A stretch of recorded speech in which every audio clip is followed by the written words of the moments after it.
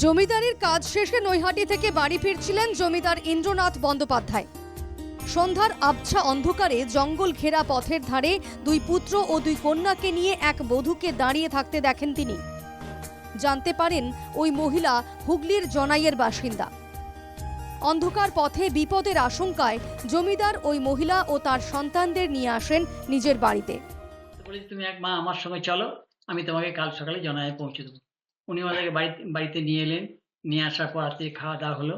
খাওয়া দাওয়ার পর সকালবেলা আর অধিকার পেলেন না। ওনার খুব চিন্তা হলো কোথায় গেলেন ভদ্রমহিলা, বাচ্চা দুই ছেলে মেয়েকে নিয়ে এসছেন।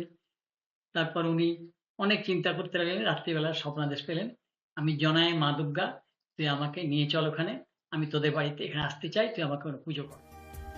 দেবীর স্বপ্নাদেশে বাড়িতে পুজো শুরু করলেন ইন্দ্রনাথ। তৈরি হলো ঠাকুর দালান, সেজে উঠল জমিদার বাড়ি। বেলজিয়াম কাচের রংবাহারি আলোয় ঝলমল করে উঠল বাড়ি। দুর্গাপুজো উপলক্ষে এখানে যাত্রাপালার আসর বসতো 7 দিন ধরে, এবং আশেপাশের সমস্ত গ্রামের মানুষজন ওই পুজোর 4 দিন এখানে পাত পেরে খাবার খেতেন। এবং উপরে যে জানলাগুলো দেখতে পাচ্ছেন, তখনকার দিনে মহিলাদের নিচে আসা, জনসমক্ষে আসা বারণ ছিল, তাই তারা ওই ওপর থেকে এখানে যাত্রাপালা দেখতেন।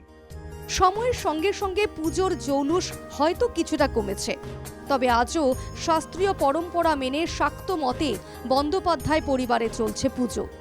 আসা যাওয়া একটু একটু কমে গেছে। তখন প্রচুর মানুষ, বাড়ির আত্মীয় স্বজন অনেক আসতেন, মানে বাড়িতে শোয়ার জায়গা হতো না, এতটাও আমি দেখেছি। বিছানা বার করা একটা বিরাট আনন্দ, সবাই মিলে এসে। সেটা এখন কমে গেছে, কিন্তু পুজো একদম একই চলছে। তবুও আসেন যারা বাইরে থাকেন, সবাই চেষ্টা করে এসে দাঁড়াতে।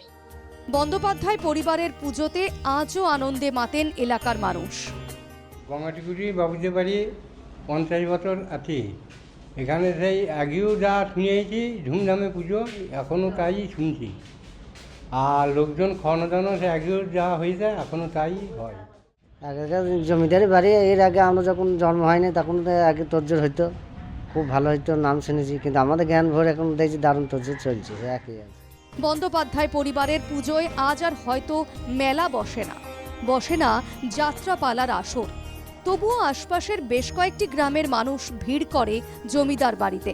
তাদের জন্য থাকে ভুরি ভোজের ব্যবস্থাও। পুজো উপলক্ষে 4 দিন এক মিলন ক্ষেত্রে পরিণত হয় গঙ্গাটিকুড়ির জমিদার বাড়ি। পূর্ব বর্ধমানের কাটোয়া থেকে সৈকত ভট্টাচার্যের রিপোর্ট, NKTV বাংলা।